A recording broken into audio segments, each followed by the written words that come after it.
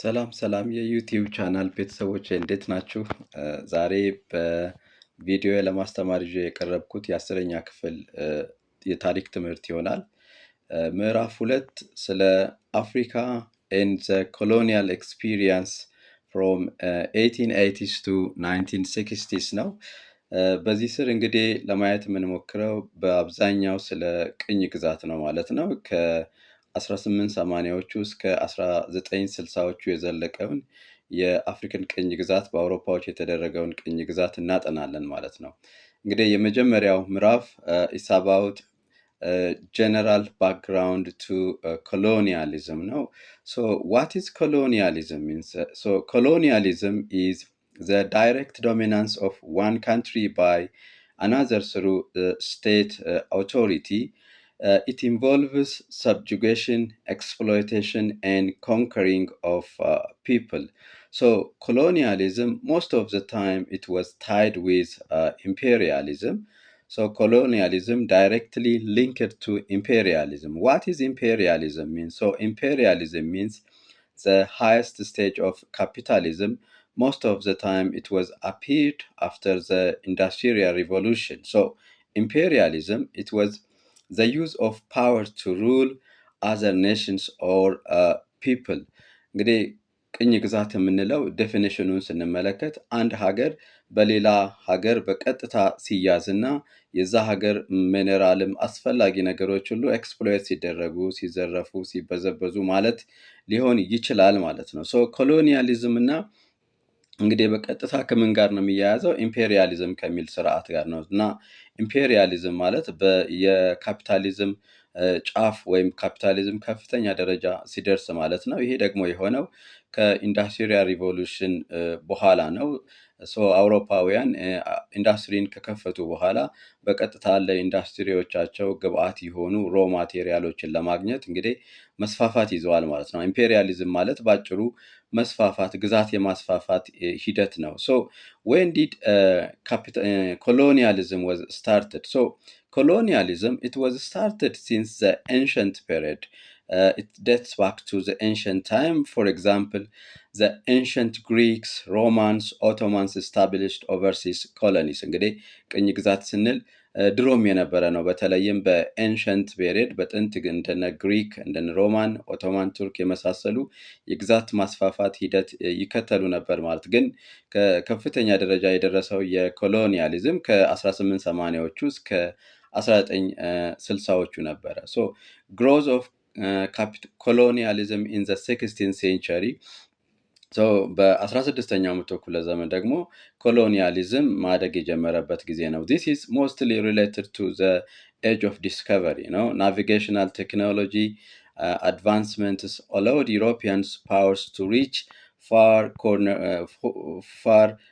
corners of the globe. እንግዲህ በ16ኛው መቶ ክፍለ ዘመን እንደሚታወቀው is the age of discovery and explorations. በዚህን ወቅት አውሮፓውያን ለኤክስፕሎሬሽን አስፈላጊ የሆኑ የቴክኖሎጂካል አድቫንስመንት በማምጣታቸው ይሄም አገሮችን እንዲያውቁ ረድቷቸዋል። colonialism, it was started to began to grow since the 16th century. Another very important point, before colonialism, there was a relations between Africa and Europeans. For example, there was trade between Africa and Europeans. The first trade relation between Africa and Europe was a slave trade, the transatlantic slave trade. Sometimes historians called it illegitimate trade. After the illegitimate trade or after the slave trade, there was a relations of trade, what we call legitimate trade. In the legitimate trade between Europeans and Africa, mostly the exchange of raw materials. Such raw materials were cash crops for European goods. So we have to differentiate from legitimate and illegitimate trade. ኢሌጂቲሜት ትሬድ ስንል በአፍሪካና በአውሮፓውያን የነበረ የንግድ ስርዓት ሲሆን የንግድ ሸቀጥም ተደርጎ የሚወሰደው የሰው ልጅ ነበር ማለት ነው። ይሄ እንግዲህ በኋላ በ19ኛው መቶ ክፍለ ዘመን በዛው በእንግሊዛውያኖች ሊቆም ችሏል ማለት ነው የስሌቭ ትሬድ። ምክንያቱም ከጀመሩት የኢኮኖሚ ስርዓት ጋር የሚሄድ ስላልሆነ የስሌቭ ትሬድ በሊጂቲሜት ትሬድ ወይም ይሄ ህጋዊ በሆነ ንግድ በተለይም የንግድ ሸቀጦቹ እንደነ ካሽ ክሮፕ የመሳሰሉ ሮ ማቴሪያሎች በተለይም ለኢንዱስትሪ ለአውሮፓውያን ኢንዱስትሪዎች ግብዓት የሚሆኑ የንግድ ሸቀጦች የኮንዳክት የሚደረጉበትን ስርዓት ሌጂቲሜት ትሬድ እንለዋለን ማለት ነው። እና ሌጂቲሜት ትሬድ it was started after the opening of industrial revolution in Europe. So the shift in Africa-European relations, trade shifted from human merchandise, as I have already mentioned, to tropical crops. እና በ19ኛው መቶ ክፍለ ዘመን የንግድ ስርዓቱ ተቀይሯል ማለት ከኢሊጂቲሜት ትሬድ ወደ ሌጂቲሜት ትሬድ የመጣበትን ስርዓት እናያለን ማለት ነው። resulted in increased competition and the scramble for Africa. So the legitimate trade gradually led competition between Europeans in order to scramble Africa or partition Africa for the need of raw materials. ይሄ ምን አመጣ? በሂደት በ19ኛው መቶ ክፍለ ዘመን በአውሮፓውያኖች መካከል ከፍተኛ የሆነ ኮምፒቲሽን አፍሪካን ለመቀራመት ማለት ነው። ይሄ ምን ተብሎ ይጠራል? ስክራምብል ፎር አፍሪካ ወይም ፓርቲሽን ኦፍ አፍሪካ። ሶ ዩሮፒያን ኤክስፕሎሬሽንስ ኦፍ አፍሪካ ኢን ዘ 18th to 19th century ስንመለከት ደግሞ በ18ኛው እና በ19ኛው መቶ ክፍለ ዘመን የአውሮፓውያን ኤክስፕሎረሮች ትራቭለሮች ወደ አፍሪካ የመጡበት ስርዓት አለ። there were two types of exploration, for example, pre-1850s explorers and after 1850s explorers divided into two. There are Europeans who came before 1850s and European explorers who came to Africa after 1850s. Both have different objectives when they came to Africa. ከ1850 በፊት የመጡ አውሮፓውያን አፍሪካን ለማሰስ የመጡ አውሮፓውያን በተወሰነ መንገድ የሳይንቲፊክ ኤክስፕሎሬሽንን ለማካሄድ ቢሆንም ከ18ኛው መቶ ክፍለ ዘመን ግን በኋላ የሚመጡ የአውሮፓውያን አገር አሳሾች ሞስትሊ የአውሮፓውያን የኮሎኒያል ኤጀንቶች ናቸው ማለት ነው። So missionaries in Africa, when we talk about the beginning of missionaries or the coming of missionaries in Africa, aim to evangelize Africa but faced poor timing.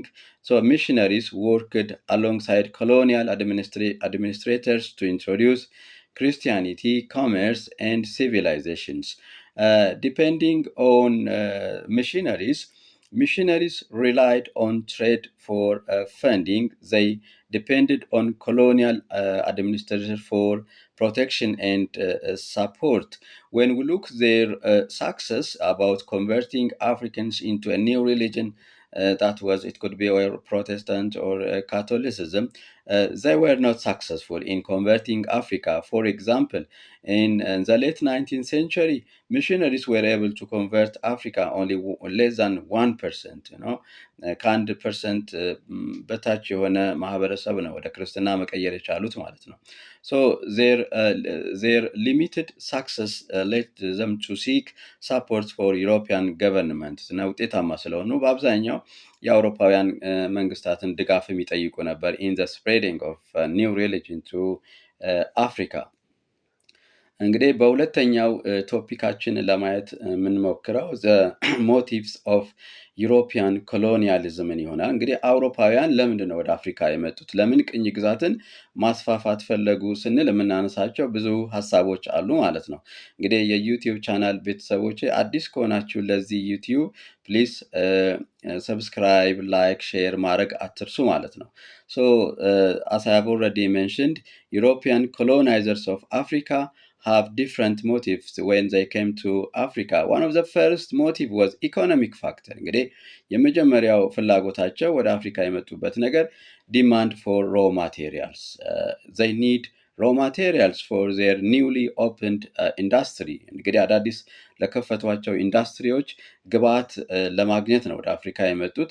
ሁለተኛው need for new market centers for their finished goods እንግዲህ በኢንዱስትሪ ላመረቷቸው ምርቶች መሸጫ ገበያዎችንም ፍለጋ ወደ አፍሪካ መጥተዋል። ይሄ ሌላኛው የሞቲቭስ ኦፍ ዩሮፒያን ቱ ኮሎናይዝ አፍሪካ ይሆናል ማለት ነው። Industrialization in Europe during the 18th century, one of the major factors for the beginning of colonialism. ኢንዱስትሪ ነው። ኢንዱስትሪ በአውሮፓ ውስጥ የኢንዱስትሪ መከፈት ነው። እንግዲህ በቀጥታ ወደ ቅኝ ግዛት ውስጥ አፍሪካን ቅኝ ግዛት ውስጥ ለማስገባት እንዲችሉ ወይም ፍላጎት ያሳደሩበት ትልቁ ምክንያት the opening of industrial revolution in Europe. So factories required raw materials to manufacture goods. Europeans sold manufactured goods back to Africa. So as I have already mentioned, these are a major factor for the beginning of colonialism in Africa. Africa was believed to have abundant untapped resources. እንግዲህ አፍሪካ እንግዲህ ተዝቆ የማያልቅ የተፈጥሮ ሀብት ያለበት ኮንቲነንት ስለሆነ ቅድም ላልኳቸው ዋና ዋና ምክንያቶች አውሮፓውያን ወደ አፍሪካ ሊመጡ ችለዋል ማለት ነው። ለምሳሌ agricultural products in Africa which was available and needed for Europeans were groundnuts, palm oil, wood, cotton, gum. And these are a major important agricultural products in which European needed in Africa. Mining, rubber, gold, and diamond could be another very important raw materials in which Europeans needed for their industries. The second major important motives of European were political or strategic interest. Major European powers, Great Britain, France, Spain, competed for power during this period, and they needed some strategic places in Africa for their power interest. Desire for control of strategic territories could be another very important motives for European to colonize Africa. They focuses on favorable locations for military as well as naval bases. So Europeans have different military and naval bases in Africa. እንግዲህ ለጦር ቀጠናዎቻቸውን ፍለጋ ሌላው የሞቲቭስ ኦፍ ኮሎኒያሊዝም በአፍሪካ ይሆናል ማለት ነው። ሶስተኛው the civilizing mission and white man's burden. Actually, this one was a pretext to invade Africa, to conquer Africans. Europeans used this factor. What was the civilizing mission or what white man's burden? Europeans saw themselves as spreading civilization, commerce and Christianity. እንግዲህ አውሮፓዎች እኛ ወደ አፍሪካ የምንስፋፋው የሚሉት to spread Western civilizations to Africa. So this portrayed that Africa as inferior, Europeans as superior. ይሄ አስተሳሰብ እንግዲህ ምን አይነት አስተሳሰብ ይዞ የመጣ ነው? የአውሮፓውያን ካልቸር ወይም አውሮፓውያን ከአፍሪካውያን የተሻሉ መሆናቸውን እና አፍሪካውያን ደግሞ ዝቅተኛ መሆናቸውን ለመግለጽ ነው። እና ፕሪቴክስት ነው ያልኩት ማስመሰያ ምክንያት ነው እንጂ ዋናው ምክንያታቸው ቅድም የዘረዘርናቸው ነው። they need African raw materials. White man's burden. This is a poem prepared by Rudyard Kipling in 1899, promoted the idea that Europeans should rule over non-white people until they adapt Western ways. ይሄ ግጥም ነው እና ከቅድሙ ዋይት ማንስ በርደን የሚለው የነጮች ጭንቀት ወይም ስለ አፍሪካውያን የማሰብ የሚመስል ነገር ዋናው ዓላማው ምንድን ነው? እኛ ነጮች የምንስፋፋው የሚሉት አፍሪካን የአውሮፓውያን ስልጣኔ አፍሪካ ውስጥ በከፍተኛ ደረጃ እስኪደርስ ድረስ ነው። ከዛ በኋላ እንግዲህ this is a pretext. So their major motive is African raw materials and economic as well as political interest. Religious factors could be missionaries supported colonization directly. ሚሽነሪዎችም በቀጥታ የሚሆን በተዘዋዋሪ ወደ አፍሪካ ሲመጡ ቅኝ ግዛትን ይደግፋሉ። ፎር ኤግዛምፕል they believed European control would facilitate their missionary work። እንግዲህ የአውሮፓውያን ቅኝ ግዛት ወደ አፍሪካ ሲስፋፋ እነሱ ላሰቡት የሃይማኖት አጀንዳ ሃይማኖታቸውን ለማስፋፋት ምቹ ሁኔታን ስለሚፈጥር the missionary supported colonialism and expected that political stability under European rule would help spread Christianity in Africa. So if there is political stability in Africa, they easily propagate religious motives in Africa ማለት ነው። ያው ግልጽ ነው። በፖለቲካ የተረጋጋ ፖለቲካ ባለበት ውስጥ እነሱ የሃይማኖት ስብከታቸውን በቀላሉ ማንሰራፋት ይችላሉ ማለት ነው።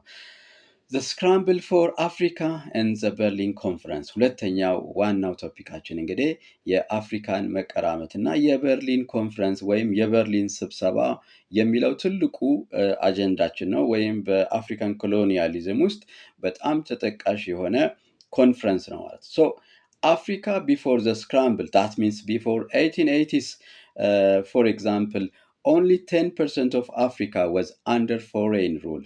So most of North Africa was under nominal Turkish rule, Omani rule, Zanzibar, British in Sierra Leone, French in Algeria, Boers and British in South Africa, Portuguese in Mozambique and Angola. ምን ማለት ነው? ከ1880ዎቹ በፊት there was a relation, as I have mentioned earlier, በአፍሪካና በአውሮፓውያን መካከል ግንኙነት አለ ስንል በአፍሪካና በአውሮፓውያን መካከል የነበረው ግንኙነት mostly it was confined to the coastal Africa የጠረፋማው የአፍሪካ ክፍሎች ላይ ነበር ግንኙነት የነበራቸው።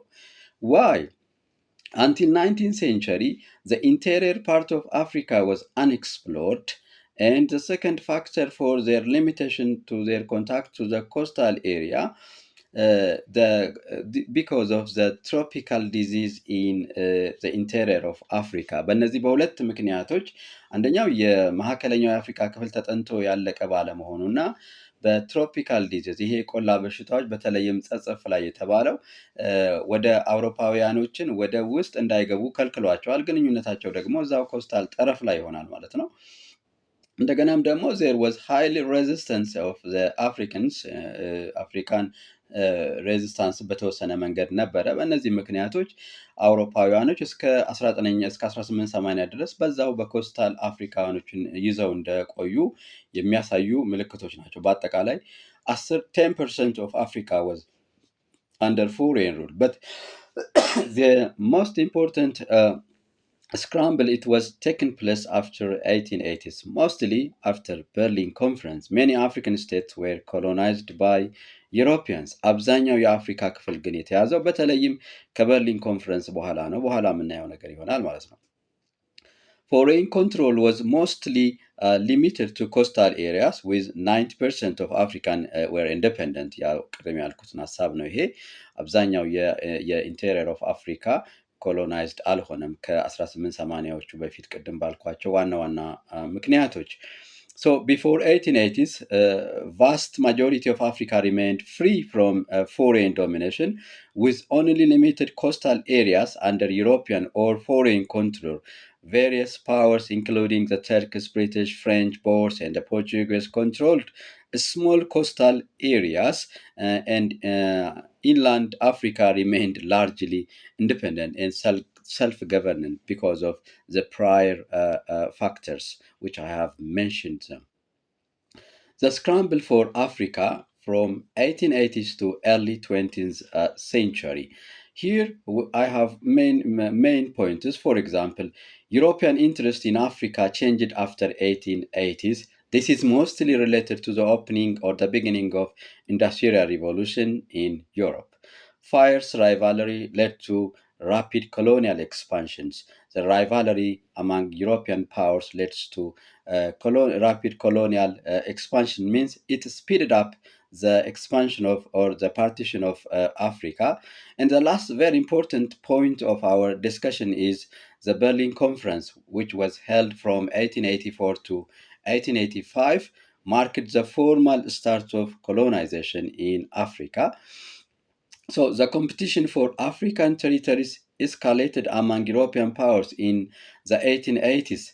This led to the event known as The Scramble for Africa, where European countries aggressively colonized the continent, seeking wealth, resource, and power. እንግዲህ በዚህ ዋና ዋና በዚህ ቶፒክ ውስጥ ልናያቸው የምንችላቸው ሀሳቦች ከ1880ዎቹ እስከ 1920 ድረስ ባለው ውስጥ በአውሮፓውያን መካከል የነበረውን ኮምፒቲሽን ውድድር አፍሪካን ለመያዝ የነበረውን ውድድር እናያለን ማለት ነው። በተለይም ከበርሊን ኮንፈረንስ በኋላ የተደረጉ የአፍሪካን መቀራመት ሂደቶችን እናያለን። የመጀመሪያው ሀሳብ is related to Berlin Conference. Berlin Conference is an international conference which was held from 1884 to 1885. It was held in Berlin, the capital of Germany. The Berlin Conference, mostly it was led by Chancellor Otto von Bismarck. After the unification of Germany, Germany wanted to have colonies in Africa like its European fellow states. Around 14 countries attended, with France, Germany, Great Britain, Portugal as major players. እንግዲህ ወደ 14 የሚጠጉ ሀገራት በርሊን ኮንፈረንስ ላይ ተሰብስበዋል። ግን በዋናነት ይህንን ኮንፈረንስ ወይም ስብሰባ ይመሩ የነበሩ ሀገራት እንደነ ፈረንሳይ፣ ጀርመን እና ታላቋ እንግሊዝ፣ ፖርቹጋል የመሳሰሉ ሀገሮች ናቸው ማለት ነው። Africa was not represented. The agenda is about Africa, but Africa was not represented. Of course, the Berlin Conference, its main agenda or objective was to partition Africa without any conflict among European powers. እንግዲህ የበርሊን ኮንፈረንስ ዋና ዓላማው አፍሪካን በሰላማዊ በሆነ መንገድ በአውሮፓውያኖች መካከል መከፋፈል ስለሆነ አፍሪካ እዚህ ውስጥ አልተወከለችም። አጀንዳው የአፍሪካ ቢሆንም no African state was involved in the conference, in the Berlin conference. The Berlin Conference was a turning point in African history. It was convened by German Chancellor Otto von Bismarck, but significantly, no African nations were invited or consulted during the negotiations or the conferences. One of the major decisions of the Berlin Conference, እንግዲህ በበርሊን ኮንፈረንስ ላይ የተስማሟቸው ሀሳቦችን እናያለን። የመጀመሪያው በርሊን ኮንፈረንስ ላይ የታቀደው ነገር ምንድን ነው? ፕሪንሲፕል ኦፍ ኢፌክቲቭ ኦኩፔሽን። ይሄ እንግዲህ በርሊን ኮንፈረንስ ብዙ አንቀጾች አሉት።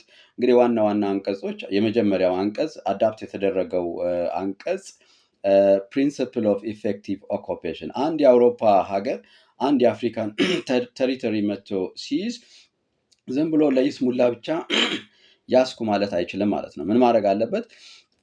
he has to notify for Berlin Conference attended nations, ለበርሊን ተሰብሳቢ ሀገራት ይሄንን ሀገር ይዣለሁኝ ብሎ ማሳወቅ መቻል አለበት፣ በስርዓቱ ማስተዳደር መቻል አለበት ማለት ነው። ይሄም ለምንድን ነው? በአውሮፓውያን መካከል ግጭት እንዳይፈጠር ማለት ነው። ዶክትሪን ኦፍ the sphere of influence, another article adopted during the Berlin Conference. Congo Free State as a private property of King Leopold II.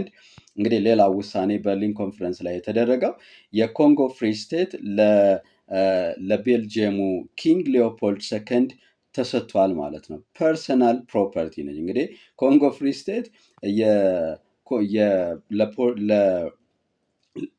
ለቤልጅየሙ ንጉስ ሊዮፖልድ ሰከንድ ተሰጥቷል። ይሄ ሰው ለየት ያለ ነው ከሌሎች የአውሮፓ ሀገራት መሪዎች በዚህን ጊዜያት ውስጥ ማለት ነው። ቅኝ ግዛትን የሚሰበስበው ለራሱ ነው እንጂ ለሀገሩ አይደለም ወይም ለቤልጅየም አይደለም ማለት ነው። so this is one unique feature of colonialism. ፍሪ ናቪጌሽን ኦፍ ኒጀር ኤንድ ኮንጎ ሪቨር፣ በኒጀር እና በኮንጎ ሪቨር ላይ የማንኛውም የአውሮፓ መርከቦች እንዲንቀሳቀሱ ፍቃድ ተሰጥቷል ማለት ነው። so the conference established key principles for the colonization of Africa. so all this issue it shows that Berlin Conference legalized the partition of Africa by adopting international laws. እዚህ ጋር ባጭሩ ማየት የምንችለው የበርሊን ኮንፈረንስ ህጋዊ እውቅና ሰጥቷል። የቅኝ ግዛት በአፍሪካ ውስጥ ህጋዊ እውቅና፣ በተለይም ዓለም አቀፋዊ ህጎችን በማበጀት ነው አፍሪካን እንዲቀራመቱ ያስቻለው ማለት ነው። አንዳንድ ጸሐፊዎች ምን ይላሉ? በርሊን ኮንፈረንስ ሌጋላይዝድ ዘ ፓርቲሽን ኦፍ አፍሪካ፣ እውቅና ህጋዊ እውቅና የሰጠ ኢንተርናሽናል ኮንፈረንስ ነው ማለት ነው። colonial powers, the other very important topic or subtopic of today's discussion is about colonization method ማለት በምን መንገድ ነው አውሮፓውያን አፍሪካውያንን ይቀራመቱ የነበረው ስንል mostly two very important ways. The first one was Europeans used fake treaties, የተጭበረበሩ ውሎችን ከአፍሪካ መሪዎች በተለይም ከአፍሪካን ሎካል መሪዎች ጋር ማድረግ። ይሄ ካልሆነ ደግሞ ይሄ ካልተሳካላቸው ፌክ ትሪቲ ወይም የተጭበረበሩ ውሎች ካልተሳካ ሁለተኛ ምርጫቸው they use force, force to colonize. Example of fake treaty, it was the Wuchale Treaty of 1889 which was signed between Ethiopia and Italy. በኢትዮጵያና በጣሊያን መካከል የተደረገው የውጫሌ ስምምነት አንድ ጥሩ ማሳያ ነው ማለት የተጭበረበሩ ውሎችን። ይህንን ወደፊት የምናጠናው ይሆናል ምዕራፍ 3 ላይ ማለት ነው። The colonization of Africa was not peaceful, and Europeans often tricked African leaders into signing deceptive treaties, as I have already mentioned. እንግዲህ በቅኝ ግዛት ወቅት የአውሮፓውያን መሪዎች ከአፍሪካ የአካባቢ ገዢዎች ጋር የሚያደርጉት የተጭበረበሩ ውሎች አፍሪካውያን መሪዎችን በማታለል የቅኝ ግዛት ሂደት ለማስፋፋት ያደረጉበት አንዱ ኤግዛምፕል እንግዲህ የውጫሌ ስምምነት ነው።